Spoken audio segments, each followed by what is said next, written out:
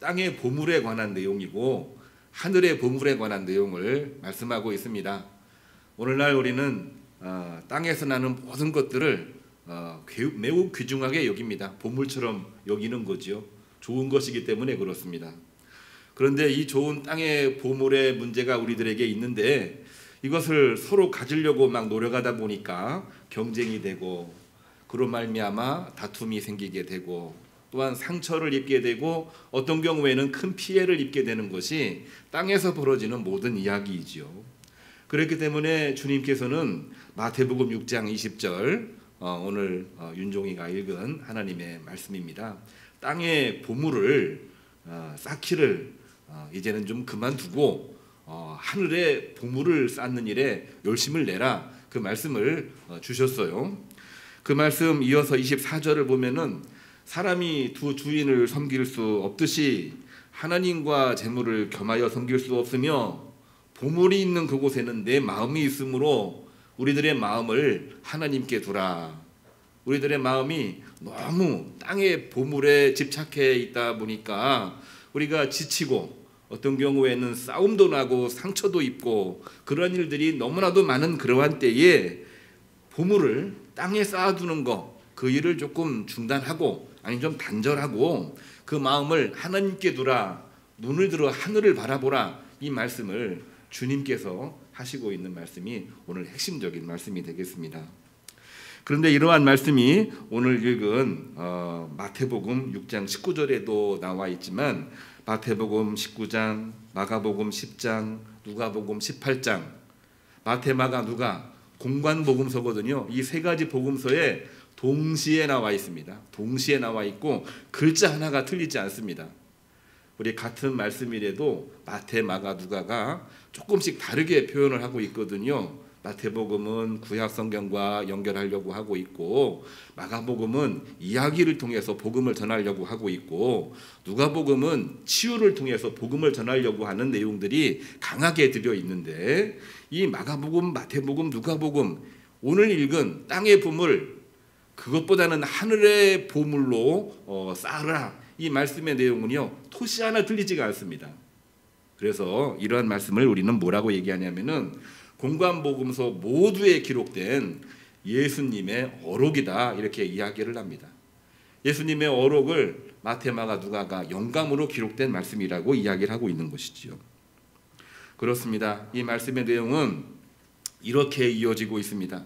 낙타가 바늘기로 들어가는 것이 부자가 천국에 들어가는 것보다 쉽다 하시면서 부자에 대해서 직접적으로 하신 말씀이기도 해요.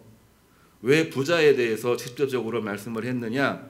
물론 그 내용을 보게 되면 자꾸 부자를 의식하게 되고 누군가를 의식하게 되는데 부자라고 하는 그 이름 하나만 가지고도 땅의 보물을 많이 가지다 보니까 하늘의 보물이 상대적으로 적어진다고 하는 그러한 의미를 담고 있는 것입니다. 공존하지만 상대적인 존재임을 적시하고 있는데요. 주님께서는 그 말씀의 내용이 그게 포커스가 아니거든요. 그거는 우리가 일반적으로 이해하고 있는 상대적인 이해입니다. A가 많으면 B가 적고 B가 많으면 A가 적고 하는 그러한 상대적인 이해가 아니고 주님은 분명하게 말하고 있습니다. 땅의 보물은 그 결국이 좀과 동록으로 썩어서 사라질 수밖에 없는 존재이다. 그리고 도둑에게 도둑질을 당하여 결국에는 없어질 존재이기 때문에 그 보물을 누구에게 쓰라? 하나님께 쓰라. 이 말씀을 주님께서 부자에게 그리고 모든 성도들에게 하시고 있는 말씀인 것입니다. 이 말씀을 조금 더 깊이 들어가 보려고 원문을 찾아봤어요. 우리 신약 성경이니까 헬라어입니다. 헬라어 메 데사우리 제테, 이러한 이 헬라어를 쓰고 있는데요. 이 말씀을 그대로 직역을 해보면 땅에 쌓는 일을 쭉 해왔지만은 지금 이 순간 그만두고 단절하고 이제부터는 하늘에 쌓는 것으로 바꾸라, 그렇게 번역을 할 수가 있는 것입니다. 그렇습니다. 오늘날 우리가 상대적인 진리 속에 살고 있어요. 무언가를 열시하면은 다른 한쪽을 늘 잃어버릴 수밖에 없는 그러한 일들인데, 그러나 상대적인 진리가 결국 진리는 아니지요. 뭡니까? 결국에는 하나님께 마음을 두고 그 길을 걸어갈 때에 그 반대편에 서 있다고 하는 땅의 보물도 더 충만케 이루어진다고 하는 것을 말해주고 있는 것입니다. 바울은 이 예수님의 말씀을 이렇게 해석하고 이렇게 전했어요. 누구에게? 디모데에게 이렇게 이야기를 했습니다. 디모데서 6장 1절로 17절을 보면은 예수님 말씀을 그대로 인용한 것이 느껴져요. 뭐라고 나왔냐면, 여러분, 아니 디모데여, 마음을 높이지 말고 소망을 재물에서 하나님께 두며 선행과 선한 사업으로 너그러운 자가 되라. 이것이 장래에 자기 자신을 위한 좋은 터를 쌓는 것이요 생명을 얻는 것이니라. 바울은 예수님의 이 말씀을 그대로 전하면서 오늘날 성도들이, 오늘날 교회가, 특별히 디모데가 목회하고 있는 에베소 교회에 이 내용을 아주 중요하게 이야기를 했다라고 하는 것입니다. 디모데만 이 말씀을 바울만 이 말씀을 한 게 아니고요. 오늘 첫 번째로 읽은 잠언에 나와 있는 솔로몬의 잠언에도 그 내용이 나와 있어요. 잠언 8장 11절입니다. 말씀이 길긴 하지만 몇 번 읽으면은 요약이 되는 게 있어요. 뭘로 이 말씀이 요약이 되냐면은 우리가 많이 들었던 지혜와 명철입니다. 우리 많이 들었던 단어입니다. 하나님 나에게 지혜와 명철을 주시옵소서. 하나님 우리 자녀들에게 지혜와 명철을 주시옵소서. 하나님 내가 지금 사업을 시작합니다. 내가 지금 직장을 새로 얻어서 가고 있습니다. 하나님 나에게 지혜와 명철을 주시옵소서.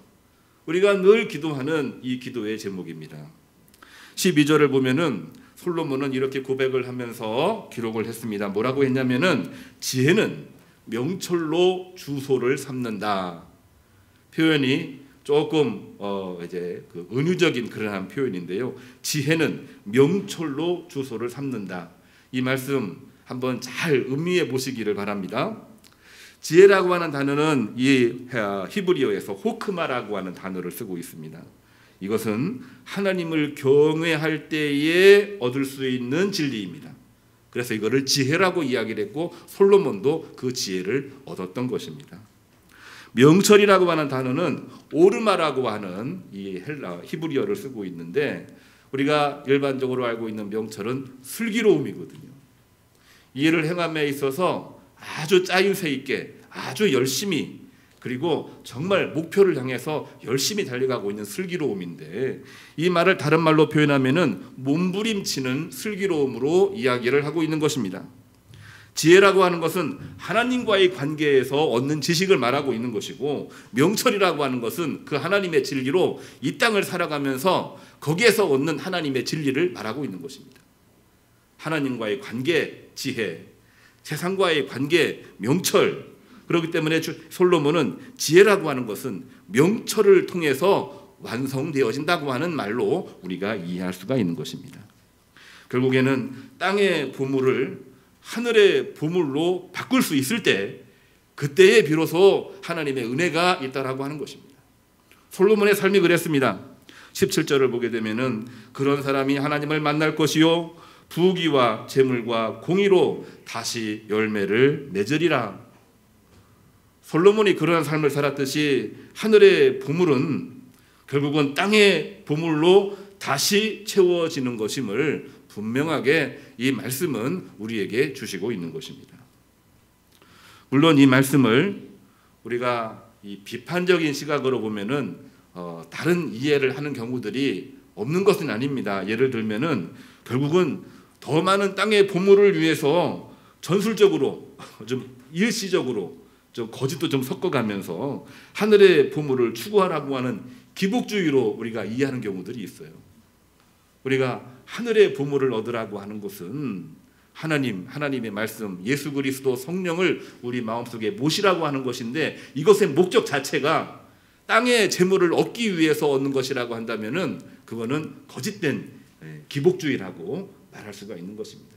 솔로몬은 결코 그러한 내용을 담고 있지는 않는 것입니다. 또한 하늘의 보물을 쌓아야 이 땅에서는 어떻게 살았든지 천국에서도 부자가 될 것이다. 천국을 정말 이 땅의 개념으로 이해를 하고 있는 거죠. 이거를 우리는 이원론적인 헬라 신비주의라고 표현을 하고 있습니다. 우리가 경계해야 될 그러한 내용인데 그런 내용도 아닙니다. 또 잘못된 것이기도 한데 이 본문을 가지고 헌금을 강요하는 세속주의로 이해하는 경우들도 있습니다. 오늘 주신 이 말씀의 내용과 주님의 말씀과는 거리가 있는 그러한 내용입니다. 오히려 이 말씀을 우리는 창세기에 나와 있는 하나님의 말씀, 특별히 제사장 문서를 통해서 이 말씀의 의미를 살펴볼 수가 있는데요. 창세기 관점으로 보게 되면 우리가 알고 있는 말씀이 있습니다. 너무나 낯익은 하나님의 말씀이죠. 하늘의 보물로 땅의 보물을 다스리라고 하는 것입니다. 하나님의 말씀에 순종하여 이 땅을 정복하고 번성하여 충만하라. 우리 창세기에 나와 있는 하나님의 말씀 아닙니까? 하나님이 누구에게 하신 말씀입니까? 아담에게 한 말씀이죠. 아담에게 했다는 그 이야기는 이 땅을 살고 있는 모든 사람에게 주시는 하나님의 말씀이 되는 것입니다. 창세기 1장 28절을 보면은 아담에게 이렇게 말하고 있어요. 번성하고 충만하라. 땅을 정복하고 모든 생물을 다스리라 그랬습니다. 아담이요, 아니 모든 인간들이요, 하나님을 경외함으로 하나님 주신 땅의 보물을 다스려 충만하여 번성하라, 이 말씀을 담고 있는 것입니다. 그런데 아담이 결국은 어떻게 했습니까? 성공하지를 못하지요.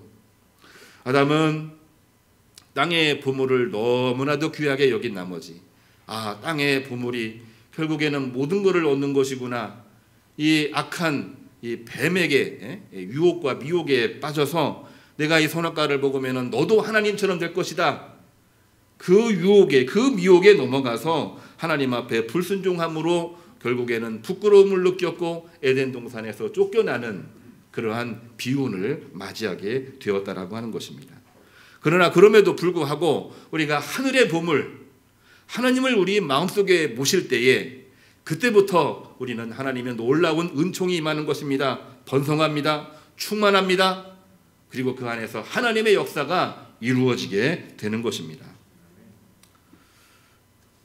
우리가 흔히 이야기하는 내용이 있습니다. 재물 사랑하는 것을 우리는 만몬주의라고 이야기를 합니다. 돈을 신처럼 여기기 때문에 돈신, 이거를 만몬신이라고 이야기를 해서 만몬주의 우상이라고 합니다. 오늘날 사회주의 사회이든 자본주의 사회이든 이거는 동일해요. 왜냐하면 권력을 중요시 여기고 권력에는 항상 이 재물이 따르거든요. 그렇기 때문에 만몬주의는 오늘날 우리가 반드시 지적해야 되는 우상입니다. 그런데 우리가 분명하게 살펴봐야 됩니다. 구분할 거를 구분하고 분별할 거를 분별해야 되거든요. 재물 자체가 우상은 아닙니다. 재물 자체는 우상이 아닙니다. 정말 무엇이 우상이냐? 재물을 주신 하나님의 은혜를 잃어버리고 땅의 재물, 하나님이 주시는 이 은총의 재물이죠. 이거를 너무나도 집착한 나머지 그것을 신격화시키고 있는 인간의 마음 속에 있는 이 우상이 진짜 우리가 경계해야 되는 우상이 되는 것이죠.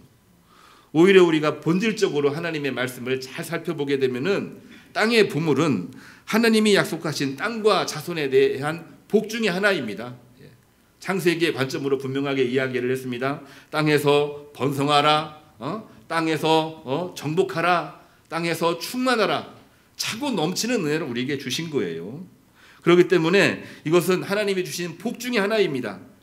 이것은 최종적으로 하늘에서 완결되는 하나님의 복 중에 복인 것입니다. 그렇기 때문에 우리에게 진정한 하늘의 보물은 뭡니까? 그것은 다름이 아니라 예수님이 말씀하셨고 솔로몬이 이야기를 했고 또한 바울도 이야기했던 하늘의 보물은 무엇입니까? 결국은 하나님, 그리고 하나님의 말씀이 되는 것입니다. 오늘날 이 말씀을 우리는 말씀을 통해서 설교를 통해서 또 신앙생활하면서 여러 번 듣고 또 매일매일 듣고 그리고 우리가 잘 알고는 있는데 늘 우리가 잊어버리고 있는 이유가 과연 뭘까요? 우리가 알고 있는데 매일매일 같이 이거를 상실하는 그 이유가 과연 뭘까요? 이 땅에 살고 있는 이상 우리는 이 정보 문명 사회 속에서 이 땅에 대한 이 사실적인 지식 거기에 너무 많이 매료되어 있다는 이야기입니다. 거기에 너무 집착해 있다는 얘기입니다. 옛날에는 말씀 읽고 공부하는 거를 굉장히 미덕으로 생각을 했는데 요즘에는 그러지를 못해요. 가만히 있어도 핸드폰으로 정보가 술술술술 올라옵니다. 내가 봐서 찾아야 되는 것도 있지만은 가만히 있어도 계속해서 막 알림, 막 정보가 막 올라와요. 그거 읽고 해석하고 나름대로 뭔가 결정하는 일에도 정신이 없을 정도로 바쁜 그러한 때가 오늘날 그러한 때입니다. 그것이 너무나도 많이 있는데 그거를 소화하지를 못합니다. 그 안에 들어있는 하나님의 말씀과 그 안에 들어있는 가치 그거를 우리가 알지를 못하는 거예요. 그 사실을 가지고 우리가 볼 때마다 어떤 생각을 하냐면은 이것이 나에게 유익일까 유익이지 않을까 이 생각을 할 수밖에 없는 것입니다. 정보는 그런 겁니다. 특별히 우리가 팩트라고 하는 그 이야기를 늘 이야기를 하고 있는데 이 팩트는 나에게 도움이 될까 도움이 되지 않을까 이것만을 자꾸 강요하고 있는 그러한 것들이죠. 그러나 그 안에 있는 가치와 진실을 우리가 한 번만 더 생각하면은 이것은 팩트가 아니라 이것은 faith, 이건 진실이죠. 진실. 가치를 한 번만 생각하게 되면은 사실은 이 상황 가운데 내가 무엇을 어떻게 해야 되는지 우리는 생각하고 또한 그를 위해서 기도한 다음에 우리는 행동할 수가 있는데 우리는 이 순식간에 날라온 여러 정보들을 향해서 결국에는 그 팩트에 머물러 있을 때가 너무나 많이 있는 것입니다. 결국 이 이야기는 어떤 이야기입니까? 주님께서 하신 말씀이기도 하고 솔로몬이 깨달으면서 설교한 말씀이기도 하고 사도 바울도 그거를 깨닫고 복음을 전한 내용이기도 한데요. 이 땅을 살아가면서 나의 주인이 나 자신이라고 하는 것을 빨리 잊어버리고 나의 주인이 나 자신이라고 하는 것을 빨리 우리가 깨트리고 내 주인은 우리의 주인은 여호와 하나님이시라는 것을 빨리 우리가 인식하고 알아갈 때에 그때에 우리가 비로소 그 가치를 볼 수 있는 눈이 열리게 된다라고 하는 것입니다. 우리는 우리가 보는 것이 전부 다라고 생각을 합니다. 근데 보는 것만 보는 거죠. 더 리얼하게 표현하면 보고 싶은 것만 보는 것이 오늘날 우리들의 모습입니다. 여러 정보가 와도 불필요한 정보는 다 보지 않습니다. 보고 싶은 것만 보는 거예요. 결국에는 내가 보고 싶은 것은 나를 위한 것들입니다. 그렇기 때문에 있어도 보지 못하는 경우들이 얼마나 많은지 우리는 알 수가 없어요. 그렇죠? 뿐만이 아니라 눈에 보여도 그 안에 숨겨진 하나님의 말씀과 그 가치를 우리가 알아야 되는데 그 정보 속에 들어있는 하나님의 말씀의 가치가 우리에게 눈에 보이느냐? 안 보입니다. 안 보여요. 누구에게 그것이 보이느냐? 오늘 말씀에 나와 있는 것처럼 주님 말씀을 듣고 있는 자에게 보입니다. 솔로몬에게 말하는 것처럼 지혜와 명철이 있을 때 그 말씀이 보이는 것입니다. 바울의 이야기를 해보게 되면은 결국은 모든 소망을 하나님께 둘 때에 이 말씀, 이 모든 상황 가운데 있는 하나님의 말씀의 가치가 보일 수가 있는 것들입니다.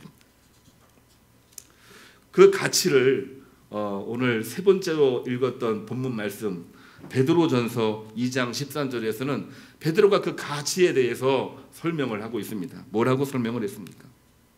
하늘의 보물을 쌓는다고 하는 것은 결국은 나를 위한 것이긴 한데 베드로는 그렇게 이야기를 합니다. 주님을 위한 것이다라고 이야기를 합니다. 베드로가 그 가치를 설명하고 있어요.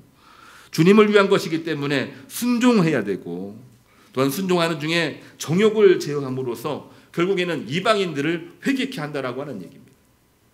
베드로가 복음을 전할 때에 크리스찬들은 끊임없이 박해와 핍박을 당하는 그러한 중이었습니다.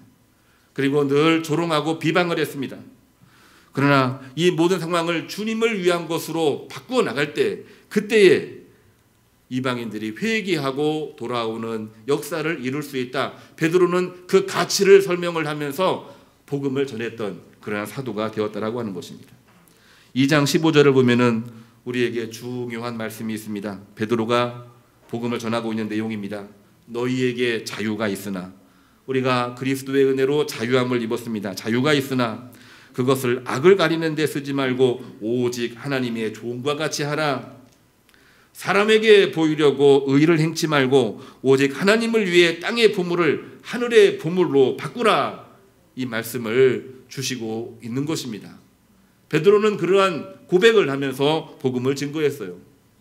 예수님과 함께 동행할 때에는 늘 예수님의 뜻을 알지를 못했고 예수님을 3번씩이나 부인했던 베드로이긴 했지만 베드로가 주님 부활하시고 승천하신 다음에 다시 오시겠다고 하는 주님의 말씀을 마음속에 모셔놓고 복음을 전할 때에는 분명하게 이 이야기를 하고 있습니다. 땅의 보물을 하늘의 보물로 바꾸라. 이것이 바로 베드로의 고백이었던 것입니다. 우리의 주인은 우리 스스로라고 생각할 때가 너무나도 많습니다. 틀린 말은 결코 아닙니다.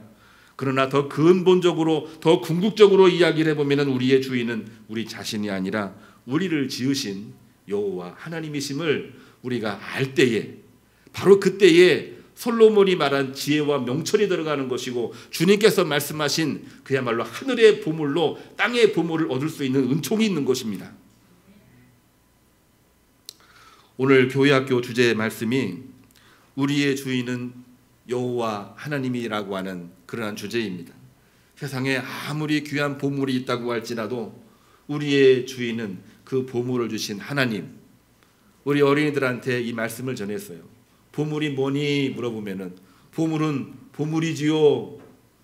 그렇게 말할 수밖에 없는 어린이들이 그 보물은 보물인 거를 알고 있지만 그 보물을 주신 하나님이 진짜 보물인 거야. 이 말씀을 증거했던 내용이 오늘 핵심적인 하나님의 말씀입니다. 오늘 읽지는 않았지만 시편 23편은 우리가 너무나 잘 알고 있는 다윗의 신앙 고백입니다. 여호와는 나의 목자시니 내게 부족함이 없으리로다. 그가 나를 푸른 초장으로 인도하시며 그의 삶은 쫓기는 삶이었습니다. 없을 때도 쫓겼고 왕이 되었을 때에도 쫓겼습니다. 왕이 되지 이전에는 칼과 창에 쫓겨 살았습니다만 왕이 된 다음에는 죄악으로 인해서 쫓겨 살았던 사람이 바로 이 다윗입니다. 그러나 그러한 중에도 모든 상황을 하나님께 소망을 두고 회개하고 돌이키고 자기 자신을 그야말로 하나님의 보물로 바꿔나가는 일에 열심을 내게 되는 것입니다. 결국은 이 다윗이 이렇게 고백을 하고 있습니다. 주께서 내 원수의 목전에서 내게 상을 차려주시고 내 머리에 기름을 부으셨으니 내 잔이 넘치나이다. 하늘의 보물로 땅의 보물을 회복한 다윗의 고백이 시편 23편에 나와 있는 하나님의 말씀인 것입니다. 성도 여러분, 오늘날 너무나도 쉽지 않은 그러한 때에 살고 있습니다. 정치 얘기는 이제 별로 하고 싶지가 않습니다. 너무 가슴 아픈 일들이 많아서. 경제적인 얘기도 너무나도 바닥을 치고 있기 때문에 우리나라 경제뿐만이 아니라 세계 경제가 지금 너무나도 위기입니다. 코로나도 계속되는 것 때문에 우리가 지쳐있기도 합니다. 가장 우리가 관심해야 되는 거, 과연 우리의 믿음과 신앙이 회복될 수 있을까? 이 걱정이 요즘날 가장 큰 걱정이기도 한데 바로 이러한 때에 우리는 보물로 생각하고 있는 모든 것들을 하늘의 보물로 바꾸는 그러한 역사, 그러한 믿음이 있기를 주님의 이름으로 축복합니다. 내가 가장 소중하게 여기는 것이 무엇입니까? 보물이지요. 보물이 있는 그곳에 내 마음도 있다고 했습니다. 그 마음을 하나님께 드리시기를 바랍니다. 하나님께 드림으로 말미암아 하나님이 더 큰 은혜를 주시는 하나님의 계획 속에서 쓰임을 받는 하나님의 귀한 권속들이 되기를 주님의 이름으로 축복합니다. 오늘 파송 찬양을 나를 지으신 하나님, 나의 반석이신 하나님, 우리 찬양 함께 부르겠습니다. 나의 반석이신 하나님, 우리 함께 부르겠습니다.